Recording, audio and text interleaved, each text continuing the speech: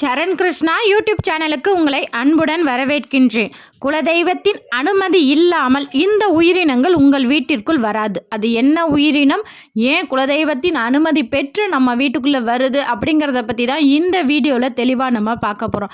நம்ம சேனலில் உள்ள வீடியோவை ஃபஸ்ட் டைம் நீங்கள் பார்க்குறீங்க அப்படின்னா மறக்காமல் நம்ம சேனலை சப்ஸ்கிரைப் பண்ணி வச்சுக்கோங்க. நம்ம சேனலில் தொடர்ந்து குலதெய்வ பதிவுகள், ஆன்மீக தகவல்கள் வந்து கொண்டே இருக்கும். வாங்க வீடியோக்குள்ளே போகலாம். நம்ம வீட்டில் நல்ல சக்தி மற்றும் குலதெய்வ சக்தி இருக்கும்போது நம்ம வீட்டில் பல உயிரினங்கள் வந்து வாசம் செய்யும். ஆனால் நான் சொல்கிற இந்த உயிரினங்கள் உங்கள் குலதெய்வத்திடம் அனுமதி வாங்கின பிறகு தான் உங்கள் வீட்டுக்குள்ளேயே வரும். இந்த உயிரினங்கள் வருவதே ரொம்ப ரொம்ப அரிது. அப்படி வந்தது அப்படின்னாலே உங்களுக்கு என்னென்ன பலன்கள் கொடுக்கும் அப்படிங்கிறதையும் பார்க்கலாம். முதல் உயிரினம் காளை மாடு. என்னங்க சொல்கிறீங்க, காளை மாடு வீட்டுக்குள்ளே வர்றது நல்லதா? பசுவும் கன்றும் வர்றது தானே நல்லதுன்னு சொல்லுவாங்க. இல்லை பசு வந்து அனைத்து தெய்வங்களையும் உள்ளடக்கி இருக்கிறதுனால பசு வீட்டுக்கு வர்றது ரொம்பவே நல்ல விஷயம் தானே சொல்லுவீங்க. இது என்ன நீங்கள் புதுசாக சொல்கிறீங்கன்னு கேட்டிங்கன்னா, காளை மாடு அப்படிங்கிறது நந்தியின் சொரூபம். சிவன் பார்வதியை தன்னுள் தாங்கி நிற்கக்கூடிய ஒரு உயிரினம். இந்த காளை கன்று எல்லார் வீட்டுக்கும் அவ்வளோ சாமானியமாக வரவே வராது. ஒரு சில ஊர்களில் பார்த்திங்கன்னா கோவில் மாடு அப்படின்னு சொல்லி காளை கன்றுகள் இருக்கும், காளை மாடு இருக்கும். அந்த காளை மாடு எல்லார் வீட்லேயும் போய் சாப்பிடுமா, எல்லார் வீட்லேயும் போய் தண்ணி குடிக்குமான்னு பார்த்திங்கன்னா கண்டிப்பாக எல்லார் வீட்லேயும் போய் நிற்காது, எல்லார் வீட்லேயும் போய் சாப்பிடாது. ஒரு சில குறிப்பிட்ட வீடுகளுக்கு மட்டுமே செல்லும். அதுலேயும் நல்லா பார்த்திங்கன்னா அந்த பூசாரி வீட்டுக்கெல்லாம் அடிக்கடி செல்லும். ஏன்னா குலதெய்வம் இந்தந்த வீட்டுக்கு தான் நீங்கள் போகணும் அப்படின்னு சொல்லி அனுமதி கொடுக்கும். அது மட்டும் இல்லை, அந்த காளை கன்று உங்கள் வீட்டு வாசலில் நின்று பார்க்கும். உங்கள் வீட்டில் உள்ள குலதெய்வம் அனுமதித்தால் மட்டுமே காளை கன்றுகள் உள்ளே வர முடியும்.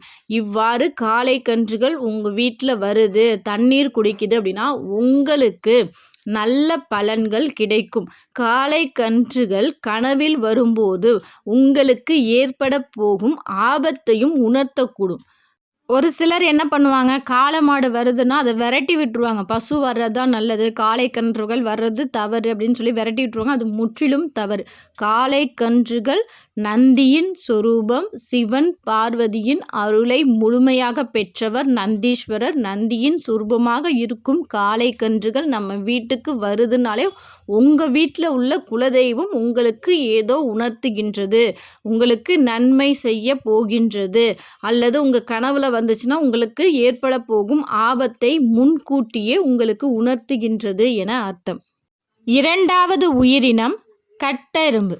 கட்டெரும்புலாம் நாங்கள் பார்த்தா உடனே மருந்து போட்டு கொன்றுவோம், இல்லை அதை மிதிச்சே கொன்றுவோங்க. இதெல்லாம் நீங்கள் கட்டெரும்புலாம் வந்தால் கடிச்சா இவ்வளோ வலிக்கும், நீங்கள் போய் கட்டெரும்பு வர்றது நல்லதுன்னு சொல்கிறீங்க. கட்டெரும்பு எல்லார் வீட்லேயும் இருக்குமான்னு பார்த்தீங்கன்னா கண்டிப்பாக இருக்காது. உங்கள் வீட்லேயுமே எப்போ பார்த்தாலும் கட்டெரும்பு வருதானா கண்டிப்பாக வராது, எப்பயாவது வரும். அதுவும் வரும்போது உற்று நோக்கி பார்த்திங்கன்னா உங்கள் வீட்டை சுற்றி வர்றதா இருக்கட்டும், இல்லை உங்களுக்கு முன்னாடி ஒரு அழகாக லைனாக போகிறதா இருக்கட்டும், இது போன்று நீங்கள் பார்த்தீங்க அப்படின்னா உங்கள் குலதெய்வத்தின் அனுமதி பெற்று தான் இந்த எறும்புகள் உங்கள் வீட்டுக்கு வருது. ஒரு சில உயிரினங்கள்லாம் இருக்குது, நமக்கு அதிர்ஷ்டத்தை ஏற்படுத்தினாலும் அது வந்து விஷத்தன்மை இருக்கும். குளவிகள், இந்த மாதிரி கட்டெரும்புலாம் நம்மளை கடிக்கும், குளவிலாம் கொட்டும். ஆனால் உங்கள் குலதெய்வத்தின் அனுமதி பெற்று உள்ளே வரும்போது அந்த குளவிகளாக இருக்கட்டும், எறும்புகளாக இருக்கட்டும், நம்மளை எந்த தொந்தரவும் செய்யாது.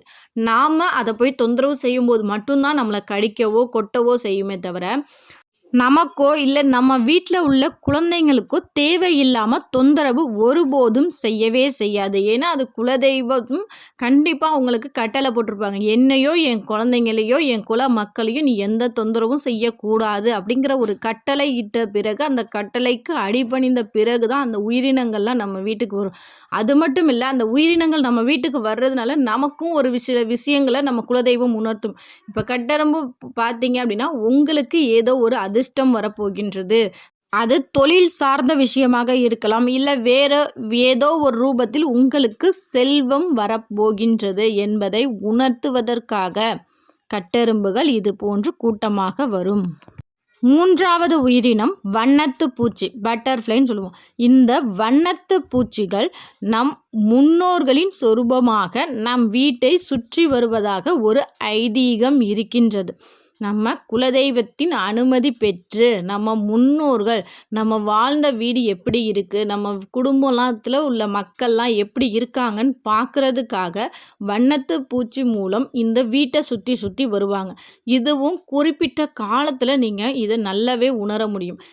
ஆடி அமாவாசை முதல் புரட்டாசி அமாவாசை வரை இந்த ஒரு காலத்தை நீங்கள் கட்டாயம் நீங்கள் உங்கள் வீட்டை சுற்றி உணர்ந்து பார்க்கலாம். உங்கள் வீட்டில் இந்த காலங்களில் அதிகமாக பட்டர்ஃப்ளை வருது அப்படின்னா உங்கள் குலதெய்வத்தின் அனுமதி பெற்று, ஏன்னா ஆடி அமாவாசையிலேருந்து புரட்டாசி அமாவாசை வரைக்கும் பித்ருலோகத்திலிருந்த நம்ம முன்னோர்களின் ஆன்மா நம்ம பூலோகத்திற்கு வந்து நம்மளுடைய வாழ்வாங்க அப்படிங்கிற ஒரு ஐதீகம் இருக்குது. அந்த காலத்தில் வண்ணத்து பூச்சிகள் மூலம் நம்ம வீட்டை சுற்றி சுற்றி வருவாங்க. நம்ம வாழ்ந்த வீடு எப்படி இருக்குது, நம்ம குல மக்கள் எப்படி இருக்காங்க, நம்ம குடும்பத்தார்லாம் எப்படி இருக்காங்க. ஆனால் அப்படி வரும்போதும் உங்கள் குலதெய்வம் அனுமதிச்சா மட்டும்தான் இவங்க வீட்டுக்கிட்டேயே வர முடியும். இது போன்று வண்ணத்து பூச்சிகள் வந்தால் உங்களுக்கு முன்னோர்களின் ஆசீர்வாதமும் குலதெய்வத்தின் ஆசீர்வாதமும் பரிபூரணமாக கிடைக்கின்றது என அர்த்தம். இப்படி இந்த 3 உயிரினங்கள் உங்கள் வீட்டுக்குள்ளே வந்துச்சு அப்படின்னா கண்டிப்பாக ஒருபோதும் உங்களுக்கு எந்த ஒரு தீங்கையும் செய்யவே செய்யாது. குலதெய்வத்தின் அனுமதி வாங்கி கொண்டு உங்களுக்கு ஏற்பட போகும் நன்மையை உணர்த்துவதற்காக மட்டுமே இந்த உயிரினங்கள் உங்கள் வீட்டிற்குள் வருகின்றது. அதனால் இந்த உயிரினங்கள்லாம் நீங்கள் பார்த்தீங்க அப்படின்னா காளை கன்றை துரத்தி விடுறது, இல்லை எறும்புகளை கொல்வது, இது போன்ற விஷயங்களை செய்யவே செய்யாதீங்க. கண்டிப்பாக இந்த வீடியோ உங்களுக்கு பயனுள்ளதாக இருக்கும் என்ற நம்பிக்கையில் மற்றொரு வீடியோவில் சந்திக்கிறேன். இந்த வீடியோ உங்களுக்கு பிடிச்சிருந்தால் லைக் பண்ணுங்கள், ஷேர் பண்ணுங்கள், மறக்காமல் சப்ஸ்கிரைப் பண்ணுங்கள். இந்த வீடியோ பற்றின உங்களது கருத்துக்களை எங்களோட மறக்காமல் கமெண்ட் செக்ஷனில் ஷேர் பண்ணிக்கோங்க. இது உங்களுக்கு பயனுள்ளதாக இருந்துச்சுன்னா பயனுள்ள தகவல்னு போடுங்க. இல்லை மேற்கொண்டு வேறு ஏதாவது சந்தேகம் இருந்துச்சுன்னா அதையும் கேளுங்க. நான் போடுற வீடியோ உங்களுக்கு எந்த அளவுக்கு பயனுள்ளதாக இருக்குது அப்படிங்கிறத நான் தெரிஞ்சுக்கணும். அதனால் மறக்காமல் கமெண்ட் பண்ணுங்கள். நன்றி, வணக்கம்.